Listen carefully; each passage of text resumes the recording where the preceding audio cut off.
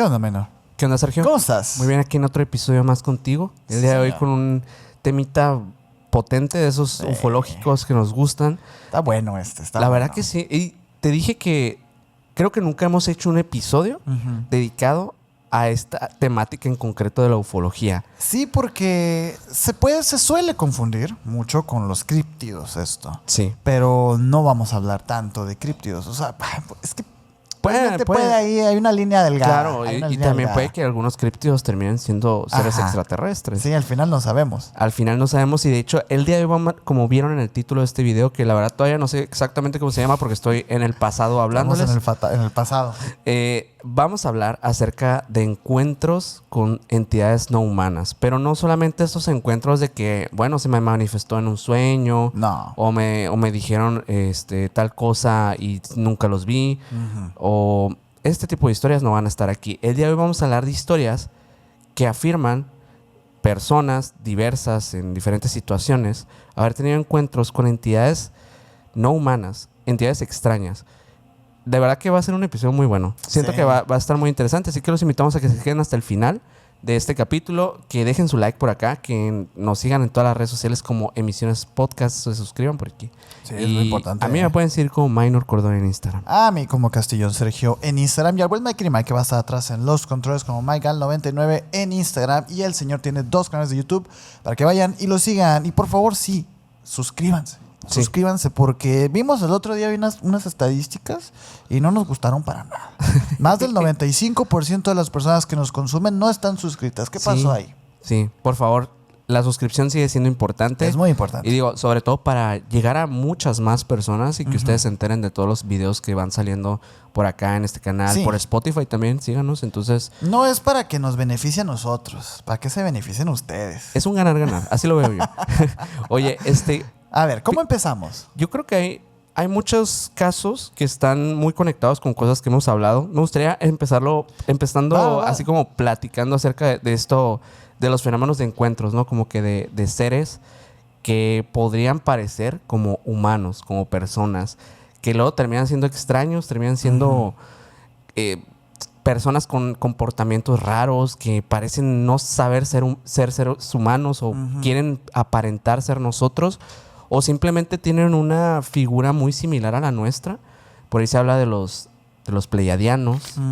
Por ahí se habla de los grises también, que pueden parecerse medianamente a nosotros, por lo menos en la forma, ¿no? Sí. O los híbridos. O los híbridos, ¿no? Que también son seres que no son totalmente humanos. Tienen una parte genética nuestra, pero no son en realidad humanos. Hace algunos episodios hablamos acerca de unas famosas cartas que estuvieron por ahí rondando en Europa, principalmente en España, ¿no? Que fue en los 60s, de unas cartas de unos seres llamados los sumitas. Sí, las recuerdo. Eran unas cartas que fueron mecanografiadas y supuestamente enviadas por una civilización del planeta Humo, que supuestamente ya hasta dijeron que fue en una constelación alrededor de una estrella en el Wolf 424. Estoy volviendo a hablar de esto porque justamente el tema que te voy a platicar ahorita que encontré me dio mucha risa, porque justamente hace no mucho tiempo estuvimos en el UFO Fest por allá en Tecate, que muchísimas gracias a todos los que asistieron. Ajá. Sí, justamente por aquellos días fue cuando me encontré con un caso que yo nunca había escuchado y me llamó mucho la atención porque dije, regresando de aquí, lo voy a investigar para saber realmente de qué se trata esa historia. Curiosamente, el episodio que grabamos donde mencionamos a los sumitas, lo hicimos antes de irnos. Exactamente. Y te lo juro que no tiene nada que ver que en mi algoritmo para que me hubiera aparecido ese tema. Sí, de hecho creo que incluso fue un live, ¿eh? O sea, creo que live, no capítulo, pero bueno, lo que sea, pero lo mencionamos, ¿no? O sea, es una historia muy, muy interesante que un ingeniero en los 90s confesó haber escrito estas supuestas cartas de los sumitas. Este ingeniero llamado José Luis Jordán Peña, él dijo que, bueno, yo fui quien hizo estas cartas, toda esta historia que pasó de estas cartas que llegaron a diferentes domicilios en España, en Francia, en Italia, incluso en Latinoamérica. Algunas personas, fueron como 30 cartas las que llegaron a diferentes domicilios, pues decían de que no, que en los sumitas tenemos una tecnología así, así, así, nuestra civilización es de esta manera. Y todos pensaban de verdad que esto era algo extraño. O sea, de verdad que decían, es que es muy técnico, es demasiado complejo como para que una persona se haya ideado como esta broma, ¿no? Esta ingeniería, porque recuerdo que incluso tenían planos específicos Sí. de cómo hacer como que objetos levitaran, Sí. Viajes ultra rápidos por medio de agujeros de gusano y esas cosas. Eran muy técnicos, ¿sí es cierto? Sí. Pero lo curioso y lo que te quiero platicar, de hecho no es de los humitas como tal, pero sí a la vez. Pero eso va al final de la historia. Y si quieres después te digo una prueba que encontré, que batallé mucho para encontrarla, de por qué creo que los humitas en realidad no son una obra de Jordán Peña, sino realmente entidades extraterrestres. Pero primero te cuento la historia porque Sí, por favor. resulta que en 1952 en Sudáfrica había una persona llamada Harry Mallard. Él era un ingeniero de instrumentación, era inglés, él vivía en una granja cerca de Pearl y estaba teniendo pues una noche tranquila como cualquier otra. Era un lugar donde hay montañas, donde hay carreteras cercanas y pues es básicamente un lugar donde se vive una vida muy tranquila. Ok. Su coche, tenía un coche principal, ¿no? Como que con el que trabajaba, con el que iba y venía. Aquel día se quedó sin batería. Entonces, para cargarla, en aquel tiempo, mucha gente hacía lo siguiente. Le pasaba carga de algún voltaje y agarraba un poco de carretera por las montañas. Y en ese mismo lapso de tiempo, pues el carro como que volvía con la misma aceleración del motor a recobrar energía y ya tenían nuevamente la batería activa, ¿no? Y dijo, pues más tarde voy a ir, ya terminando mi trabajo, me voy a ir, le dice a su esposa, voy a ir pues a que agarre otra vez la batería del carro, ¿no? Y le dice, está bien. Esa tarde, ya, de hecho, muy tarde, ya en la noche prácticamente, decide agarrar la carretera para subir y cargar su batería. Qué chistosa la dinámica de esta persona, ¿no? Pues dijo, bueno, tengo tiempo, lo voy a hacer y aparte lo necesito, ¿no? Es para trabajar. Sí. Él se va. Para que se imaginen un poquito el cómo era la carretera. Es como estas carreteras de las sierras, ¿no? Hay una montaña enseguida, una gran montaña, una pared, y enseguida, por la noche, no ves nada porque es prácticamente un abismo, ¿no? O sea, se ve oscuro totalmente. Sí, el barranco, vaya. Exacto. Y bueno, Harry estaba manejando, iba tranquilo, todo bien, cuando de repente, solamente alumbrando con su propio carro, la parte frontal, emerge una figura de la oscuridad que al principio se queda, ¿qué es eso, no? Porque imagínate que tu único campo de visión es la carretera y la luz que emite tu carro, y de repente ves algo, pues piensas que es un animal y el tipo se frena luego, y no se da cuenta que es una persona totalmente normal que le hace así. Vestida con ropa. Vestida con ropa de civil normal y le hace así. Entonces Harry se queda como parado. Dice, no se veía como una persona que estuviera desorientada ni nada. Simplemente así como que, hey, oye. Entonces él decide pararse y dice, tal vez necesita ayuda, ¿no? Tal vez un accidente o algo. Y en eso llega y le toca el vidrio y le dice, y ya, baja el vidrio y le dice, ¿qué pasó, no?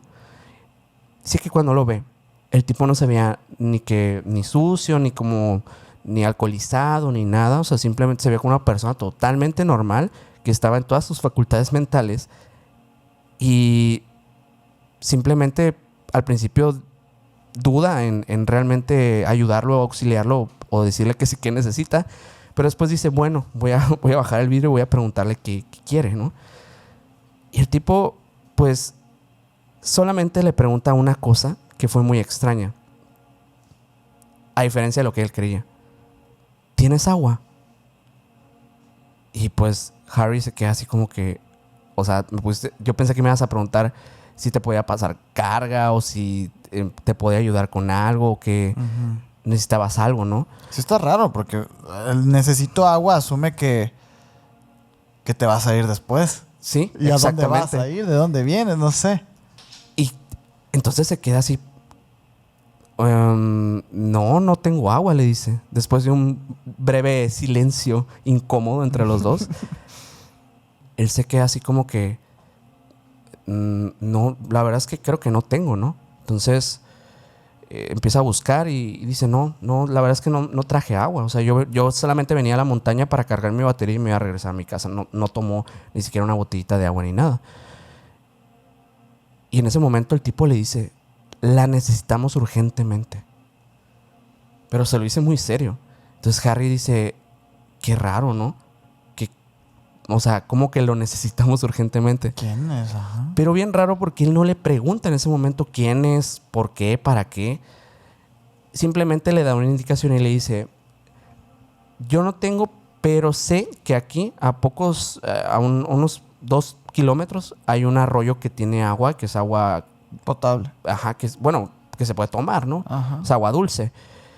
Solamente tienes que bajar un poco la montaña y ahí vas a encontrar porque pues no estaba tan lejos.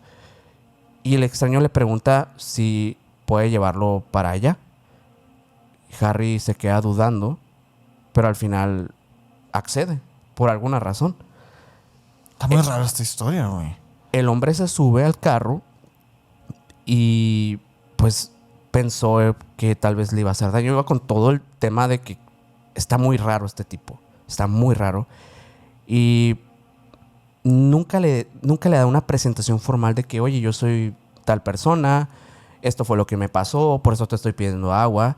Simplemente cierra la puerta, arrancan y el tipo se queda callado durante todo el camino. Conduciendo hasta este riachuelo, Harry nota que tampoco hace preguntas. No le dice lo típico, oye, ¿qué andabas haciendo por acá? ¿O qué querías? ¿O para dónde ibas? No le pregunta nada, ni siquiera intenta hacer una conversación normal. Solo se queda concentrado en su objetivo, tener agua. Llegan a la zona donde estaba este arroyo y ahí Harry recuerda que trae una lata metálica.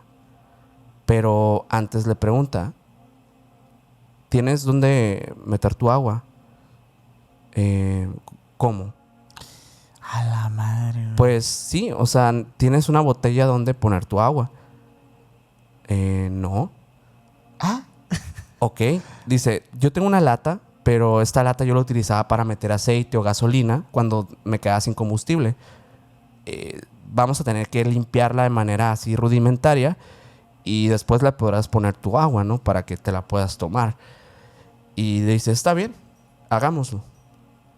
Toman la lata, le meten tierra, la agitan, la mojan un poco y lo hacen constantemente hasta que ya el agua se ve cristalina dentro del recipiente de lata y está totalmente limpio. uh-huh.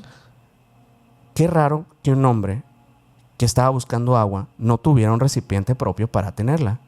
Eso fue lo que Harry no pensó en ese momento. Ok. Cuando por fin llenan Ay, Harry. esta lata con agua limpia y fresca, regresan al coche nuevamente. Nuevamente este silencio y esta razón del por qué quería el agua no se revela todavía, ni se sabe. Solamente le pide a este tipo, ¿me puedes devolver nuevamente a donde estaba hace unos momentos? Y pues dice Harry, no me acordaba dónde estaba. O sea, era la carretera en medio de la nada. ¿Y era terracería, me imagino? Pues era una carretera, te digo, Uh-huh. pero pues una carretera en las montañas. O sea, realmente ubicarte en la noche es muy complicado. Uh-huh. Pero bien extraño porque él decide regresarse por el mismo camino que vino y en algún punto el tipo le dice, aquí es. Y no sabe cómo lo supo. Simplemente le dijo, aquí es. Ah, está bien. Y en ese momento le abre la puerta. Y ya. El tipo se baja, camina con su latita con agua y ya cuando está al borde de la oscuridad para descender un poco donde estaba anteriormente, voltea y le hace a Harry una seña con la mano. Ven. Pero solo ve la seña. Entonces Harry se baja y como extrañado y que realmente, ¿qué quiere, no? ¿Para qué quiere que lo acompañe? ¿Qué pasó? Ven, acompáñame. Y entonces Harry decide acompañarlo por la curiosidad que tenía. Que dijo, es que, ¿qué onda con este tipo, no? Uh-huh. Caminan juntos por la oscuridad y a unos metros al pie de esta ladera se distingue algo totalmente extraño. Una forma gigantesca de algo que estaba simplemente ahí parado, metálico, enorme, enorme, enorme, como 5 camiones así, apoyado sobre el terreno, pero apenas distinguible porque era muy noche y no había luces, más que las que Una apenas... sombra grandota. Era me una gran imagino, sí. sombra que apenas si se veía un reflejo ahí de la luna y notaba que era algo metálico. Y de repente, unas escaleras y Harry ve al tipo que le dice nuevamente, ¿me acompañas? Obviamente, Harry, siendo un ingeniero, con la curiosidad de saber qué era esa cosa, dijo, ok, vamos. Y se subió. La cosa que estaba a punto de experimentar era la cosa más extraña que se ha contado en un caso de contacto. Porque, para empezar, una persona tan racional como Harry, siendo una mente cuadrada, meticulosa, etcétera, matemática, primero que nada te dice que esto fue un sueño o fue una locura. Pero este caso ha sido divulgado a raíz de que se ha confirmado que pues esta persona existe, aunque de cierta forma se ha mantenido en un anonimato. Pero bueno, creo yo que eso es entendible debido a su profesión. Cuando llegan a este lugar que Harry describe como una sala de control de aspecto totalmente metálico, dice, había una luz en este lugar cuando accedimos que no estaba presente en una lámpara, en un foco, en algo que estuviera ahí como físicamente. Simplemente todo brillaba de un color azulado, pero estaba brillando. O sea, de verdad, la luz parecía emerger de los mismos metales de la sala de control. Y entonces a lo lejos ve como unos asientos que están alrededor.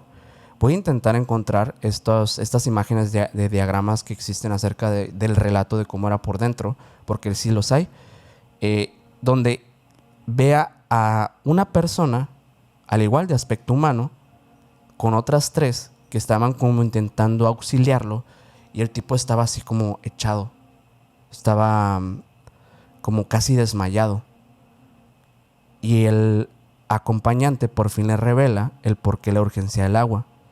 Le dice, es que uno de nosotros tuvo un pequeño accidente. Ahí está el herido, tumbado en ese banco. Todos eran humanos, pero medían como 1,50 m y 1,60 m. Chiquitos. Sí. Pero las facciones eran totalmente normales. Incluso la vestimenta de ellos en algunos era normal y en otros vio como una especie de bata como de color beige. Parecían como médicos de un laboratorio más que nada, como químicos, sí, científicos. No tenían estos clásicos cascos que se hablan, ¿no? de los contactos. Todo el suelo, todas las cosas que empezó a ver fueron asombrosas según su descripción. O sea, era una maquinaria, una ingeniería tan compleja y tan poco comprensible para su mente, incluso de ingeniero, que de verdad a él le encantaba los carros, le encantaba como el tema incluso de aviones y todo. Conocía por curiosidad ciertos temas y por lo mismo él se puso a ver la sala de control y veía que no había botones, que no había nada para controlar esa aeronave. La madre, güey. Y le dice esta persona, que nunca se identifica como tal, oye, ¿quieres saber cómo funciona? Y Harry responde, claro que sí. A la bestia, Harry, güey. En ese momento, el tipo le empieza a explicar cómo es que existe un líquido que funciona internamente en estas naves. Harry piensa en el mercurio, porque es un líquido que es denso, es un líquido conductor, es perfecto para jugar con campos electromagnéticos. Según este tripulante, ese fluido, al moverse a altísima velocidad, genera un efecto capaz de anular o controlar la gravedad. Y es entonces cuando también le habla de los giroscopios que tiene, que sistemas simplemente de navegación. Y Harry le pregunta, o sea, pero yo no veo radar, o sea, no veo la forma en cómo ustedes pueden viajar, porque tú me estás diciendo que ustedes vienen de allá. Sí, nosotros venimos de otro lugar, del espacio. Pero, o sea, ¿cómo llegaron aquí? Harry, pues, ¿cómo manejas tú tu carro? Pues, con mis manos, mis ojos. Pues así mismo navegamos nosotros, con nuestros ojos. No tienen un sistema para identificar las cosas. Simplemente lo hacen como si fuera algo del día a día. Tú cómo llegas a la casa de un amigo. Pues ya sé dónde vive, ¿sabes? O sea, no estás sacando un mapa y viendo a dónde vas. Simplemente tú sabes cómo se hace. Y ellos llegaron a esa simplicidad. A la madre, güey. Entonces, Harry se queda impactado porque dice, ¿cómo puede ser una tecnología tan compleja, algo tan simple para ustedes? Pero no se lo pregunta ni le dice demasiado. Tras unos 40-45 minutos de este contacto, el guía lo acompaña de vuelta a la salida de la nave. Se despiden con cortesía, le agradece por llevarlo por el agua y Harry baja nuevamente a la montaña y a subirse a su coche. Impactado, se devuelve a su casa. Al día siguiente, Harry dice, ¿habrá sido cierto esto que me pasó? Entonces, dice, en la mañana, luego se fue nuevamente al punto de la montaña y encuentra los 3 puntos ahí. De la nave. De la nave. Pero la conexión con lo que te conté al inicio pasó años después. Ya en Europa se topa con unas famosas fotos de un ovni sobre Madrid, el de San José de Valderas, con el símbolo humo. Y dijo, esta H, que es este símbolo que están viendo en pantalla, es el mismo que vi en aquella nave. Y creo que también en ese caso existe la evidencia de los tres patitas de la nave, ¿no? Exacto. Y sumado a todo esto y sumado a todo lo que les comenté al inicio de los sumitas, y porque el caso de Harry es uno de los más interesantes, también conocido como el caso HM, así le llaman. Este caso ha sido divulgado principalmente por JJ Benítez. Digo, para crédito porque es un caso muy interesante. Este caso fue, digamos que, de cierta forma debatido en términos de posiblemente falso por el hecho de que los sumitas terminaron siendo como desmentidos, entre comillas. Yo digo entre comillas porque resulta que existe una prueba que podría ser la prueba definitiva de que tal vez y los sumitas sean reales. En este contexto de cuando pasan los hechos, no se sabía mucho de estos símbolos y de estas cosas extrañas, ¿no? Como que los sumitas surgieron muy de la nada a raíz de unos avistamientos ovni en España. Pero años antes de que nadie oyera hablar del caso Humo, en 1954, en Brasil aparece el símbolo en la panza de un ovni fotografiado en un polvorín militar. Si el caso era solo un fraude en los 60s, ¿quién dibujó esa H en el cielo de Brasil años antes de todo esto? Y vamos a poner la evidencia por acá para que la vea la gente. Yo este platillo lo veo y tiene el símbolo humita. Una cosa interesantísima, conectado también con un hallazgo militar. Digo, ¿qué más pruebas necesitamos? El caso de los sumitas a mí siempre me ha parecido muy curioso por eso, por la facilidad de la resolución. O sea, como que salió un ingeniero y dijo, yo lo hice. Sí. Y se acabó el caso. Sí. Pero en realidad las pruebas y las cartas que existen son muy dudosas, güey. Hay muchas cosas. Hay muchas cosas y este caso es impresionante. Caso es impresionante. Ya no hubo libros, no hubo nada. Sí.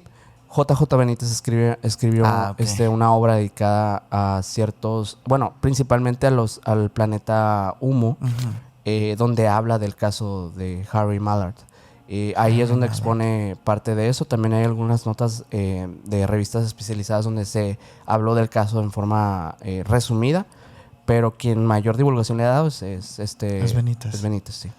A la madre, güey. Qué fuerte. Y cómo, por ejemplo, casos que son reales, casos que sí existieron, que se estaban empezando a crecer, cómo se pueden llegar a desacreditar de una manera tan sencilla, porque a final de cuentas, como que la línea, o digamos como la credibilidad de las personas ante ante estos eventos siempre pende de un hilo.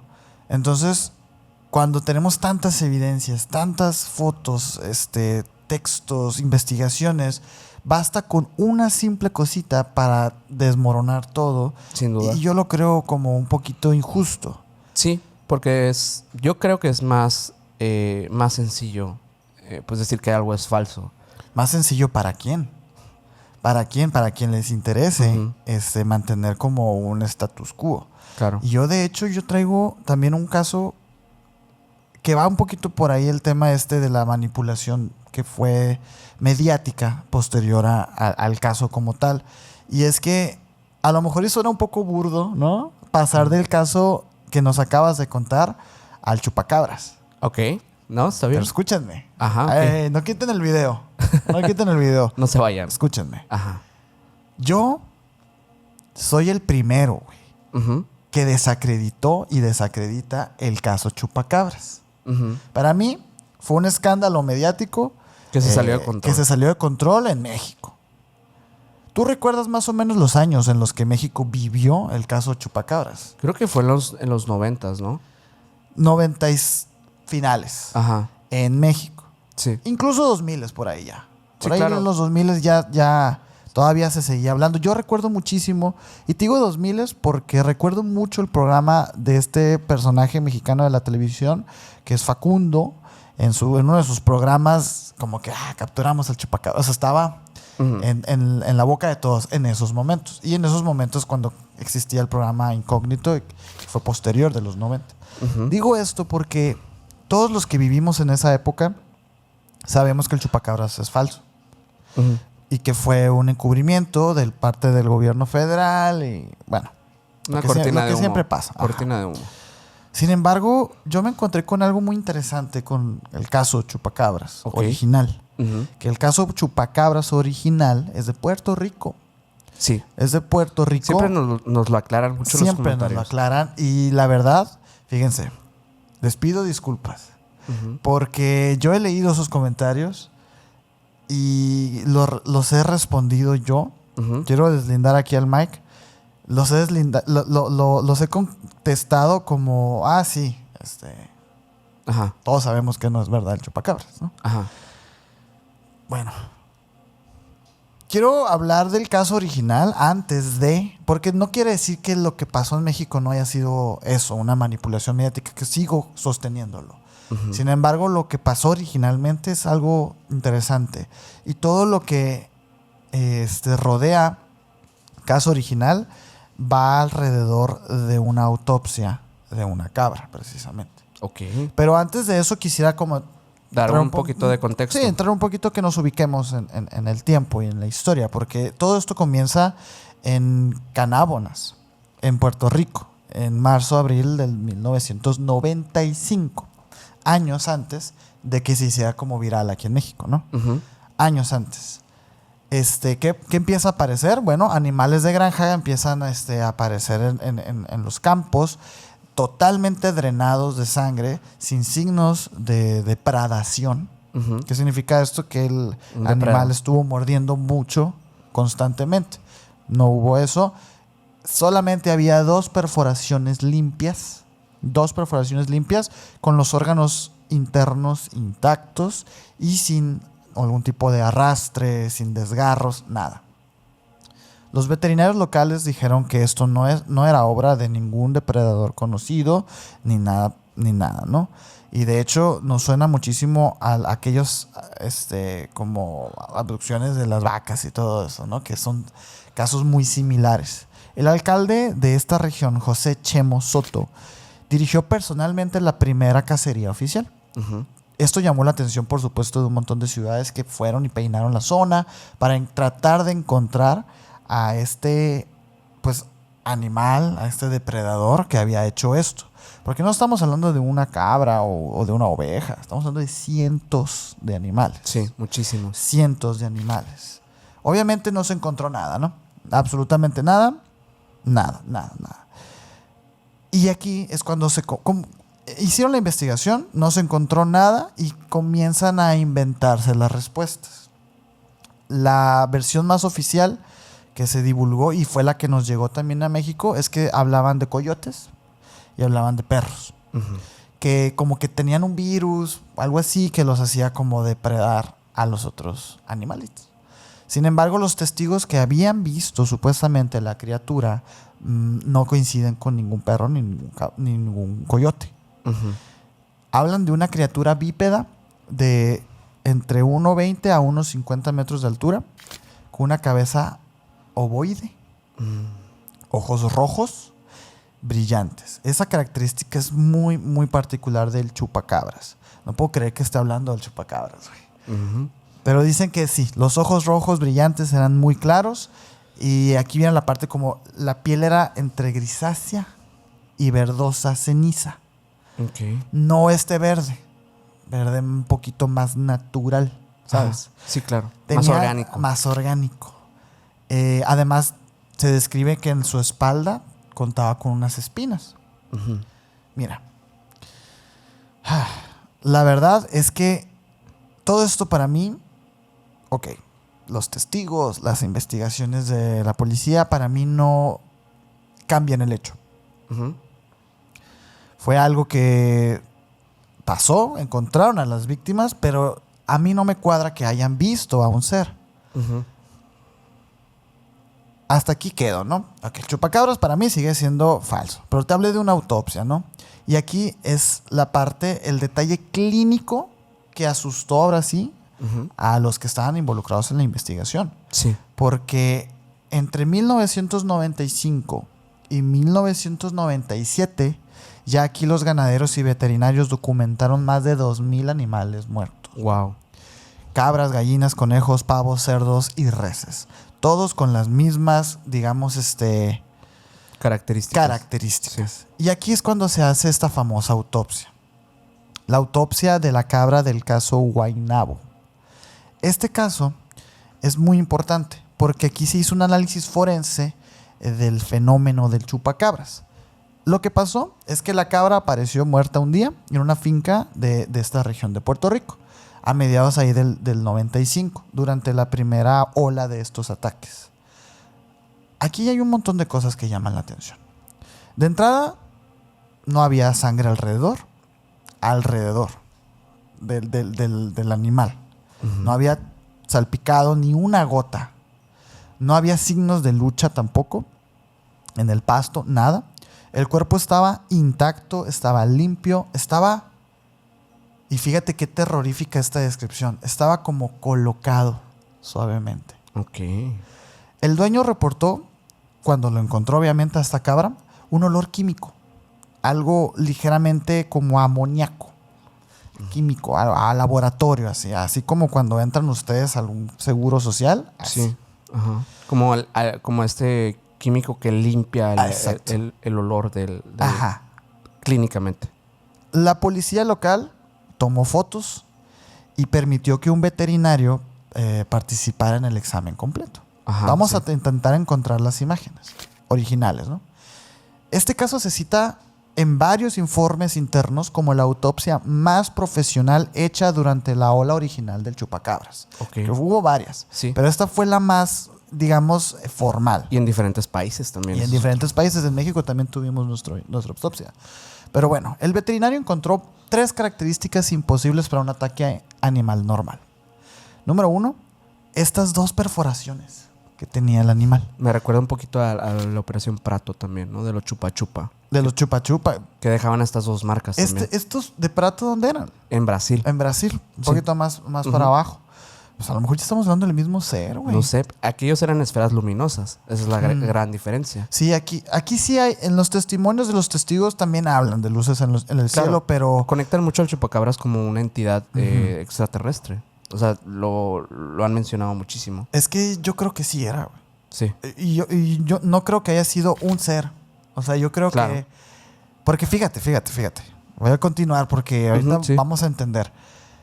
Estos dos orificios eran bien particulares. Estaban ubicados en la parte superior del cuello, cerca de la yugular. Tenían un diámetro de entre 3 y 5 milímetros cada uno. Es esto. Los bordes del hoyito Ujú. estaban cauterizados. Ok. Existen fotos de esto, ¿no? Existen fotos de todo esto. Existen fotos de todo esto y vamos a ponérselas aquí. Esos bordes de la herida estaban cauterizados. ¿Qué significa esto? Que Que fue un láser lo fueron sellados con calor para evitar hemorragias. que me sigue sonando a los chupa chupa de Operación Prato. Además, estaban completamente paralelos, ¿no? O sea, era como si hubieran sido del mismo artefacto. Claro. No como dos cosas distintas. Sí. Pum, así. Conectados. La profundidad estaba estimada entre 4 y 5 centímetros. El borde cauterizado es lo que tiene, es el detalle más importante porque ningún canino, ningún felino, ningún animal deja orificios cauterizados, ni perfectos, ni nada. El veterinario lo describió como parecen hechas por un instrumento metálico muy fino Claro. o por un mecanismo que cauteriza al penetrar. Ese es el número 1. 2. La ausencia total de la sangre externa en el animal. No había ni una gota en el cuerpo, ni en el suelo, ni en el pelaje, incluso, nada. Si a ese ser le sacaron la sangre, esa sangre nunca vio el exterior, güey. Ok. O sea, pasó por algún tipo De tubo. de tubo, manguera, no sé. güey. O de succión, O de succión. orgánica también. Y ahí va la parte. El tercer punto que señaló el veterinario fue la rigidez extraña del ser, porque presentaba un rigor mortis parcial. Ujú. Como que el cuerpo no estaba frío conforme al tiempo estimado de la muerte. Ujú. El veterinario introdujo una sonda quirúrgica fina en las perforaciones y el resultado fue alucinante. Metió estos artefactos para como checar la trayectoria o la profundidad y se dio cuenta que la trayectoria de este orificio era completamente recta. ¿Han visto ustedes, digamos, los colmillos de un perro, de un... Tienen una terminación más gruesa. Deja tú, es Sí. como curvita, pues. Sí. ¿Por qué? Porque los dientes de los depredadores, los caninos, están diseñados para Ajá. mandar para adelante, para ensamblarse. para ensamblarse. Estos orificios, en teoría, si hubiera sido un coyote, tuviera esta curvatura, Como medianamente de garra, pues digamos. como medianamente de garra, es un colmillo. Sin embargo, y eso dejando de lado la cauterización, digo, Ujú, claro, claro. como si no tal- quedara claro. Tal vez poniéndolo así como que tal vez fue una exageración lo de la A cauterización. lo mejor. Ok. No, estos orificios eran dos orificios rectos, sin desviaciones. No había fracturas en huesos cervicales, no había marcas de dientes, no había nada.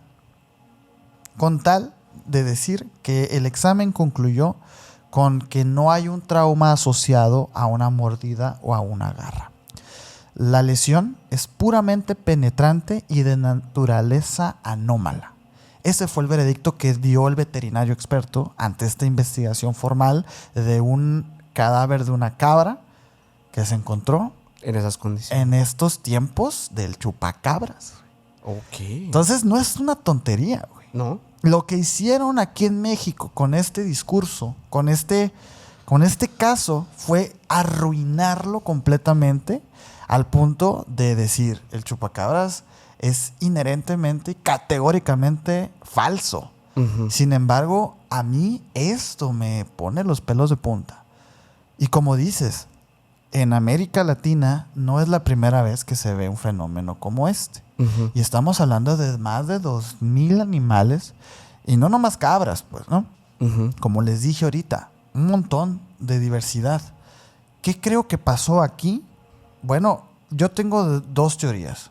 Tengo dos posturas, vaya.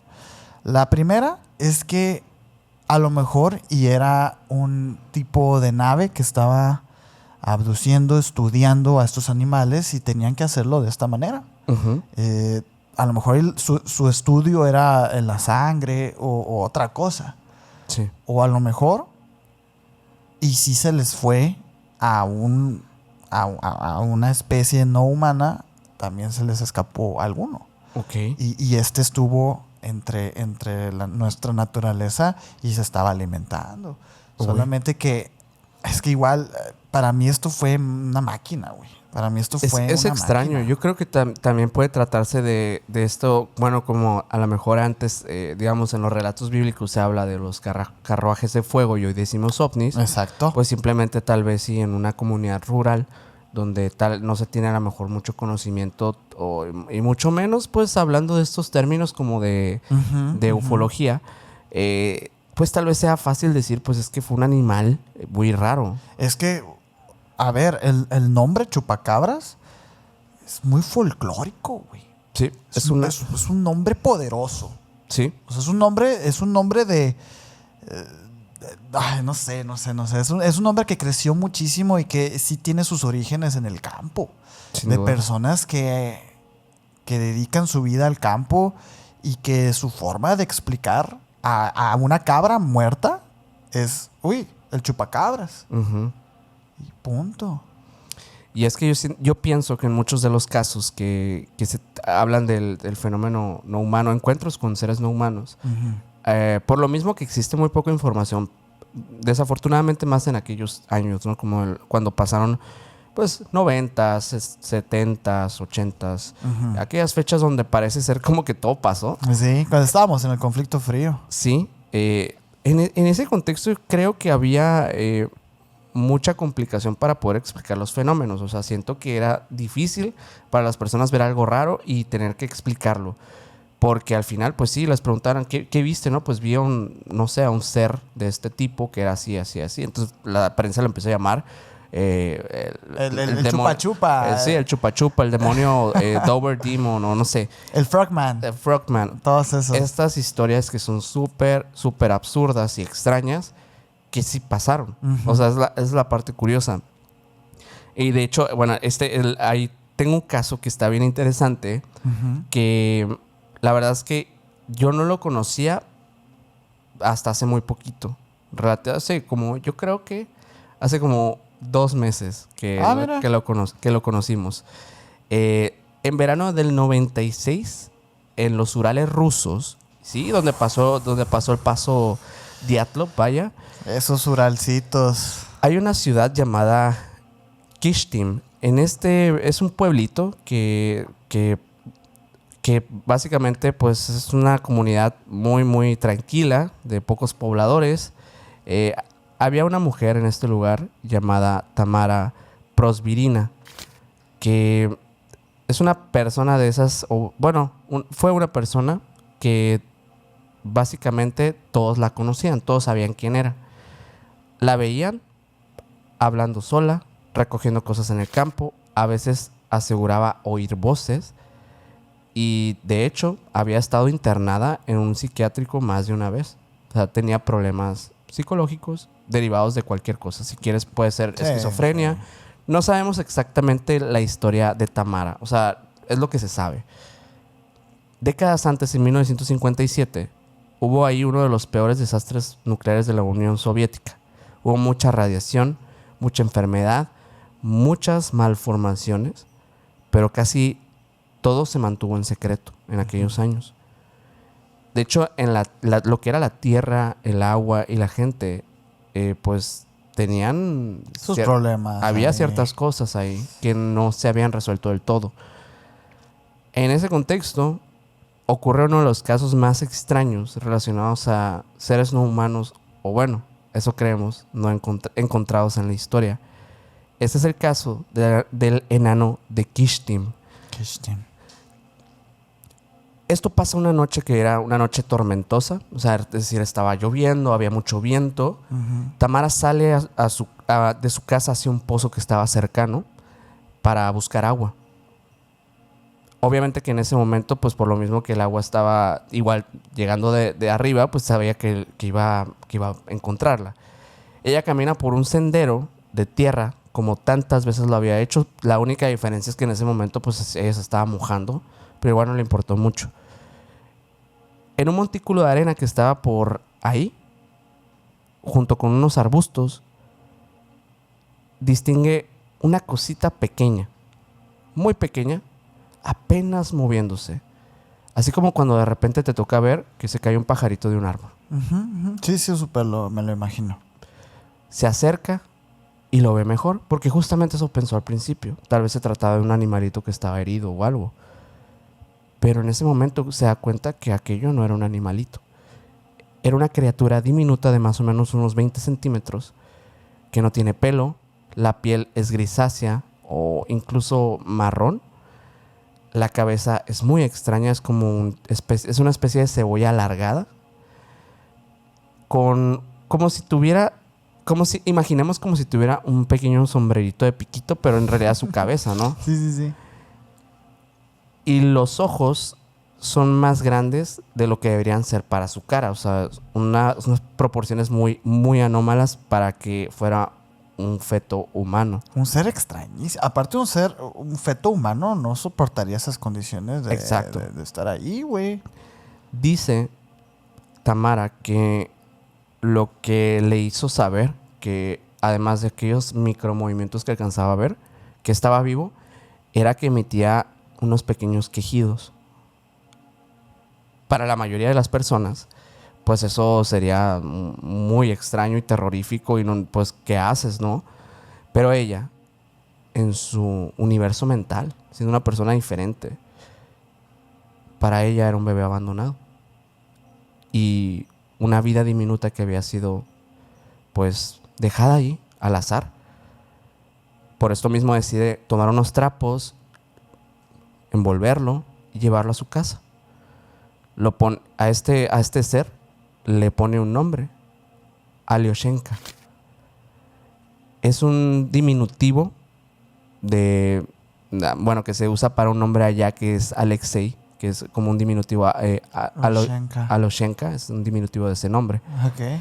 Que para ella en ese momento iba a ser básicamente como adoptar a un hijito. Para ella no era un ser extraterrestre, no era una entidad monstruosa. Era su pequeño hijo que la vida le otorgó. Durante días, y algunos relatos dicen que semanas, Tamara se dedicó a cuidar a esta pequeña criatura. Primero le intentó dar algunas cosas, pero parecía rechazar prácticamente todo. Entonces, cuando se da cuenta que hay ciertos alimentos que esta criatura sí recibe de buena forma. Número 1, la leche. Y recibe leche y de hecho es la primera forma en cómo empieza a comer.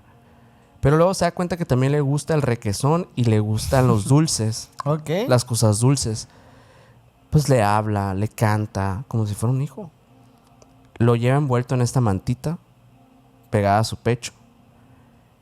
Y nunca le habla a un médico ni a nadie, porque realmente no había nadie cerca de donde ella vivía como una persona, como de un médico, ¿no? No había alguien profesional. Solo había una anciana con problemas mentales y un ser que estaba ahí con ella. Los vecinos empiezan a verla caminando por el pueblo. Amarrada así con algo aquí, ¿no? O sea. Sí. Y decían, ¿qué trae ahí, no? Pues porque por su edad no puede tener hijos. Ajá. Muchos piensan que pues en ese momento tuvo un brote, ¿no? Un brote de locura y piensa que tiene un hijo o algo, ¿no? O que llevaba una muñeca. Eso también pensaron muchas personas. Otros dijeron, ya empezaban los rumores a hablar de que yo vi que eso se movió. Y empezaron a pensar que tal vez y eso sí estaba vivo. Aquellas personas que llegaron a verlo aseguraban que tenía unas extremidades largas, delgadas, un cráneo extraño, una cara pequeñísima sin rasgos muy marcados, nada que recuerde a un bebé sano o tampoco a un animal, ni cercano obviamente a ningún tipo de por lo menos de primate conocido. Aún así, todo estaba pues ahí como un chisme en el pueblo. Todos hablaban como que pues qué raro que esta mujer se encontró a esta criatura y nadie le llama a los médicos, ni nadie pregunta, ni hacen mucha exageración del caso. Y en algún momento la rutina se rompe. Por orden de la familia o de las autoridades tal vez, no se sabe exactamente en la historia, deciden volver a internar a Tamara nuevamente en un hospital psiquiátrico. Se la llevan del pueblo y Aloshenka se queda sola en casa, envuelto en trapos, sin comida ni cuidados. Y cuando alguien entra después a su vivienda, un vecino que estaba por ahí, encuentra a la criatura muerta. El pequeño cuerpo, en este clima, empieza a momificarse de una forma pues totalmente natural. Y en este momento es cuando da un giro 360 grados de historia, porque en lugar de enterrarlo o llamar formalmente pues tal vez a autoridades sanitarias o a alguien, una persona se lo queda y lo limpia, lo arregla y lo envuelve en una tela, y poco a poco empieza a enseñarlos a otros. Mira lo que tenía Tamara, dice. Si era real, pues. Sí. El rumor deja de ser la viejita que habla con muñecas, la leyenda, ¿no? Empieza a convertirse en algo distinto. El enano de Kishtim. Una especie de pequeño alienígena o ser extraño que fue encontrado en este lugar. Cuando la momia empieza a circular en el pueblo, ya pasa como a otros temas. En 1996 el cuerpo llega a manos de la policía local. El protagonista aquí es un agente llamado Vladimir Vendlin, el policía del distrito de la zona de Kishtim. Es él quien ve el cadáver envuelto, y que de hecho este estaba envuelto como una tela roja. Y de hecho por él se volvió serio este caso, se volvió un registro oficial, porque el tipo lo observó, lo vio y dijo, esto es algo... ¿Pero qué es esto? Dijo. Sí, es algo pues insólito, nunca se ha visto algo así. Y le hicieron algunos exámenes. En 1996 Vendlin presentó el cuerpo a varios especialistas del hospital local, una ginecóloga que decide hacerle algunos estudios, un urólogo, y ellos, Igor Uskov, que fue el urólogo quien hizo esto, y la ginecóloga Irina, que también hizo parte de los estudios, hicieron diversos exámenes y determinaron que no es un muñeco, es un embrión o feto humano parecido a un espontáneo de unas 20-25 semanas de gestación, con malformaciones severas.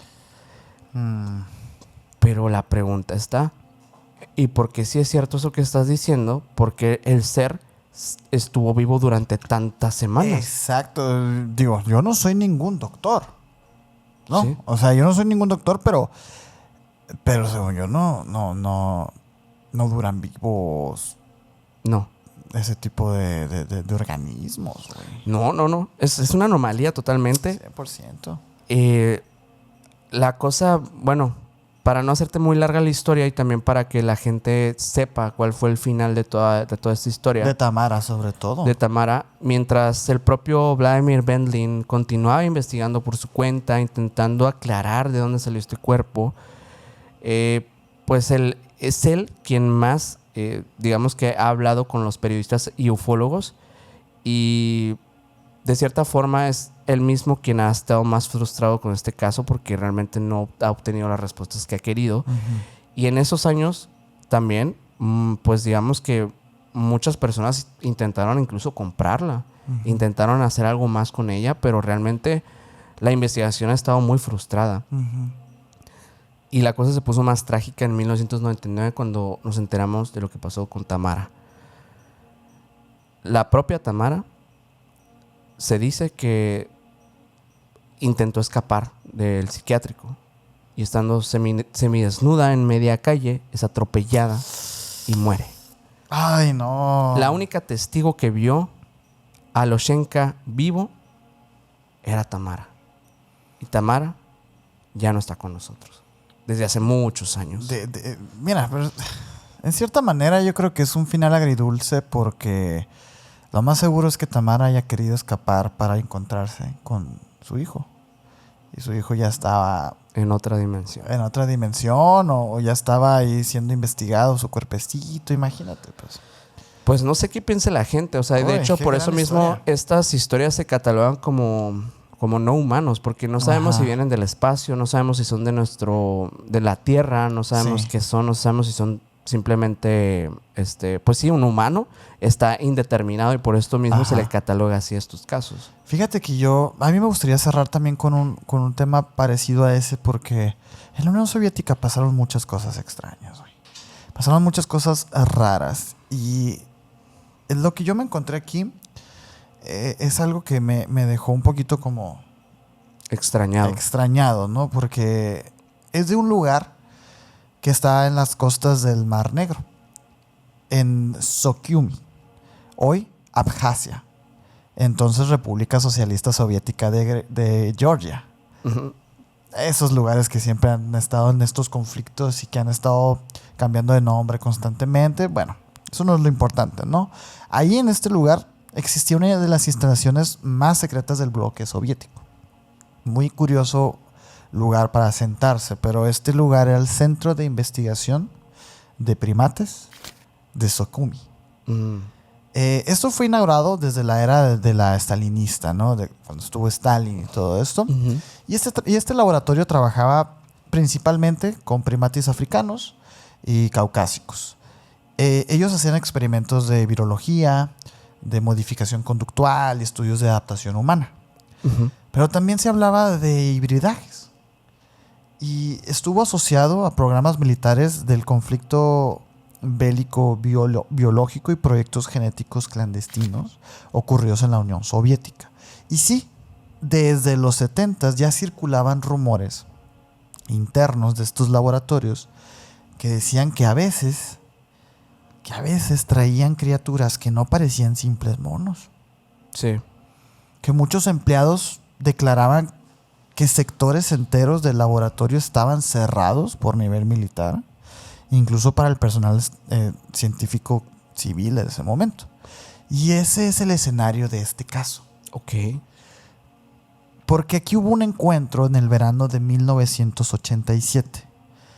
La primera vez que alguien vio al ser. Mm. Fíjate. Según 3 testimonios recopilados en los 90 de 2 técnicos de mantenimiento y de un guardia de seguridad que ya estaban retirados evidentemente, la historia inicia una noche calurosa de julio de 1987. En el área perimetral del laboratorio, cerca de la zona de matorrales ahí, que bordea la costa del Mar Negro, los guardias comenzaron a reportar que estaban escuchando unos ruidos guturales muy graves. Muy, muy graves. Pero fíjense, estamos en un laboratorio que estudia primates. Un ruido gutural, pues no es algo tampoco muy extraño. Sin embargo, que ellos lo describen como muy grave. Ok. Más grave de lo normal. Incluso ellos trabajando ahí, siendo técnicos y un guardia de seguridad, dijeron, es distinto a los chimpancés normales, dice. Es distinto. Además, estaban viendo movimientos entre los árboles, como si algo muy grande se estuviera desplazando por ahí. Ujú. Y aquí viene de nuevo este olor metálico. Un olor metálico. Ellos lo describen como sangre vieja mezclada con tierra húmeda. Ok.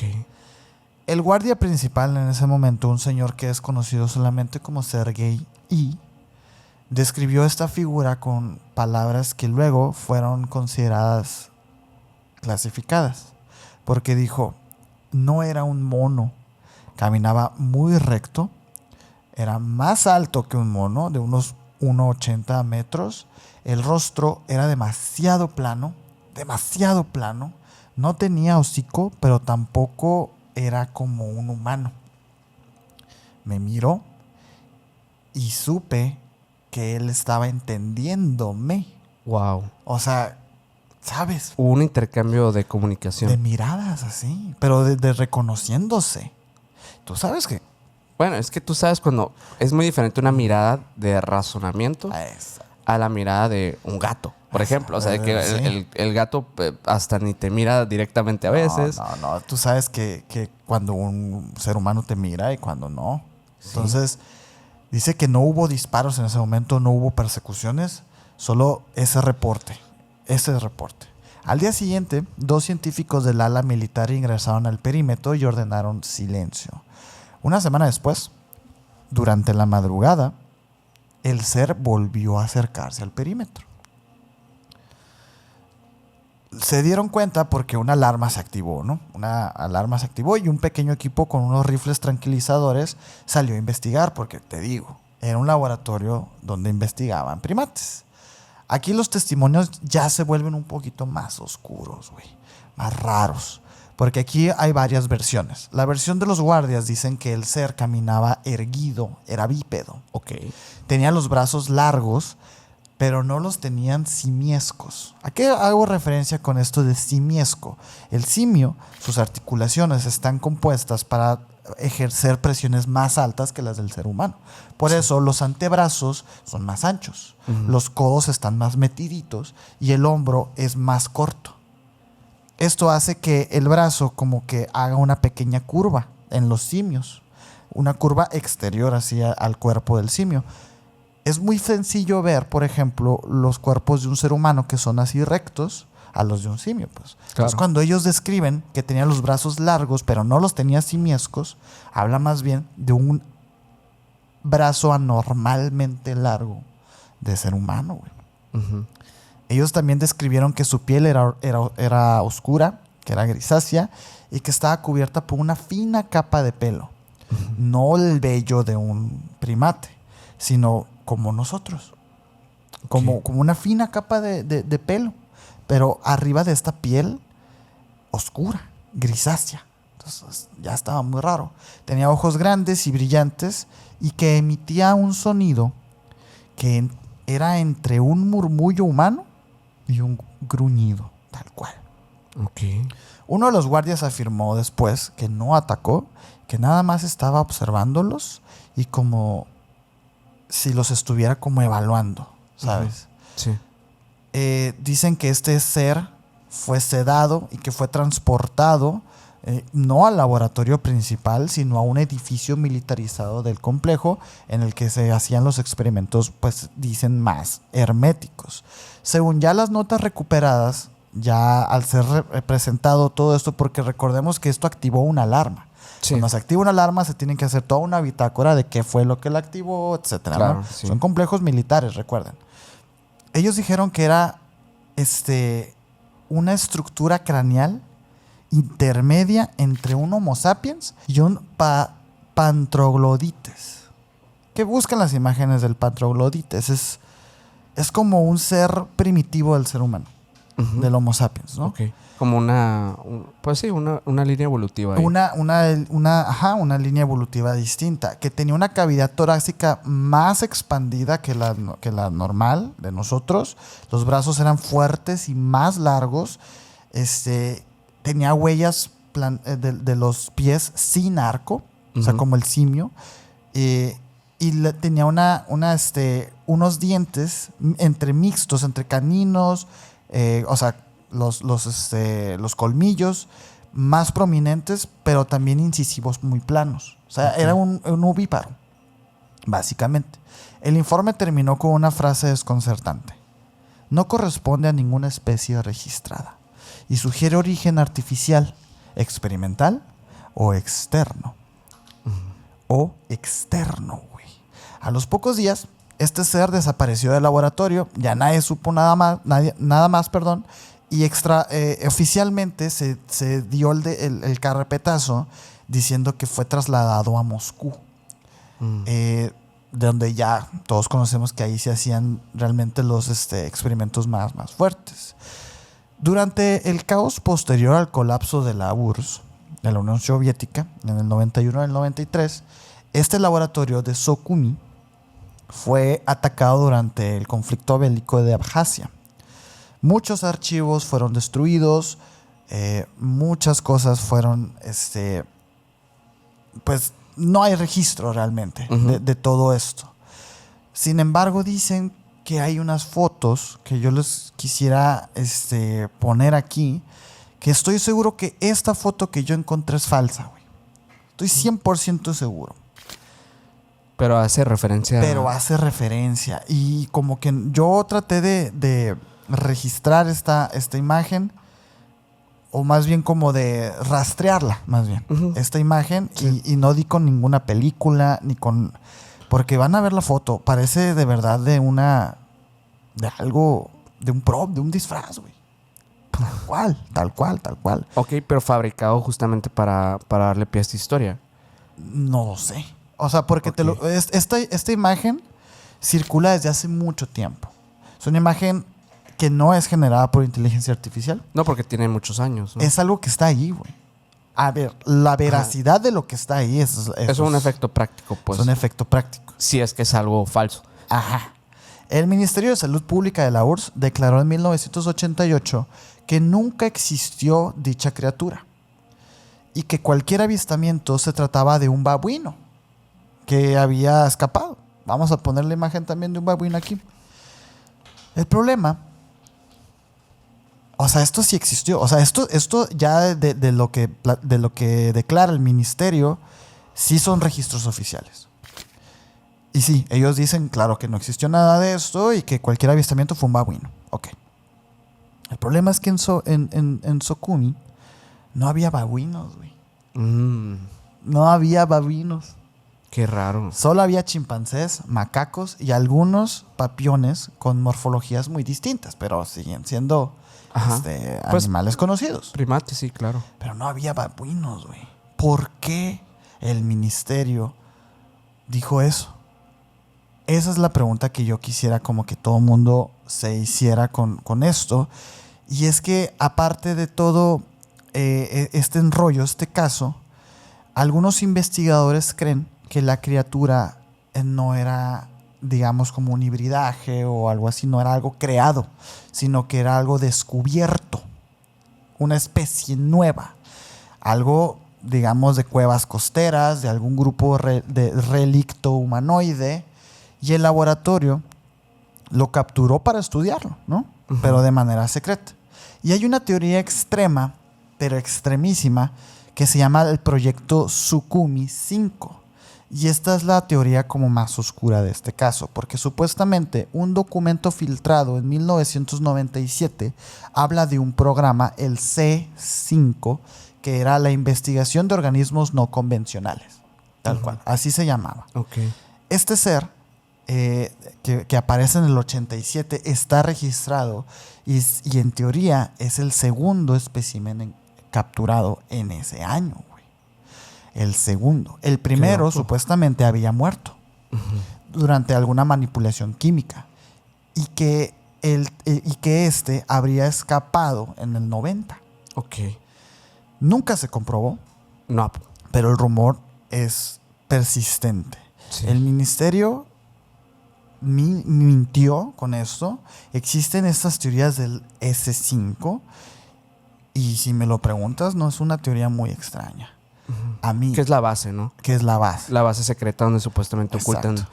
Bueno, eso no, es que la base existió. O sea, la Sí, base sí, sí era un lugar en el que hacían experimentos con primates. Ajá, sí, pero lo que me refiero es como la que oculten realmente en esta base algo. Es que yo no sé tú, pero un laboratorio que examine primates a mí ya me suena muy raro. O sea, me suena... ¿Para qué? ¿Para qué? ¿Por qué primates? Ajá. No sé, a mí se me hace algo que lo conecto directamente con el ser humano, con algo para el ser humano, ¿sabes? Ok. Entonces, no sé. Ese caso a mí me dejó como muy sorprendido. Pues está interesante porque aparte creo que sí sería potencialmente algo que ya se encontró de cierta manera o ya se supo que existió, pero por alguna razón, o sea, de igual forma como pasa con casi todos los casos, quedó oculta esta información al Sí, público señor. general y tal vez se trate pues de este mismo plan gubernamental que esta agenda que busca filtrar o liberar la información conforme pasen las cosas. Sí. Me encantó este episodio porque siento que Sí. abordamos diferentes casos de todo tipo. O sea, creo que fueron casos muy variados con entidades no humanas.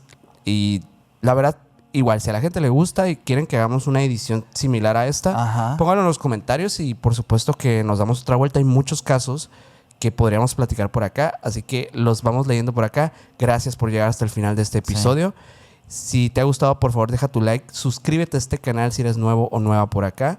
Y síguenos en todas las redes sociales como Emisiones Podcast. A mí me puedes ir como Minor Cordón en Instagram. A mí como Castillón Sergio en Instagram. Y a Will Mike Mike que estuvo atrás en los controles como MyGal99 en Instagram. Y el señor tiene 2 canales de YouTube para que vayan y lo sigan. Aquí van a aparecer todas las redes sociales de nosotros. De verdad, no se les olvide dejar su like, su comentario.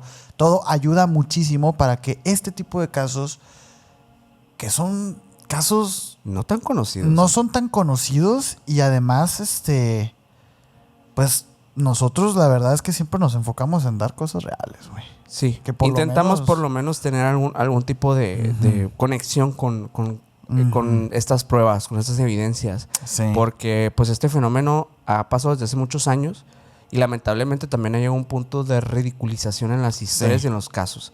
Así que bueno, ayúdenos a compartir este contenido para que más gente se entere de toda esta información, de todo lo que venimos compartiendo desde hace ya un par de años que tenemos por acá. Les mandamos un abrazo y muchísimas gracias por llegar hasta el final. Hasta la próxima. Bye.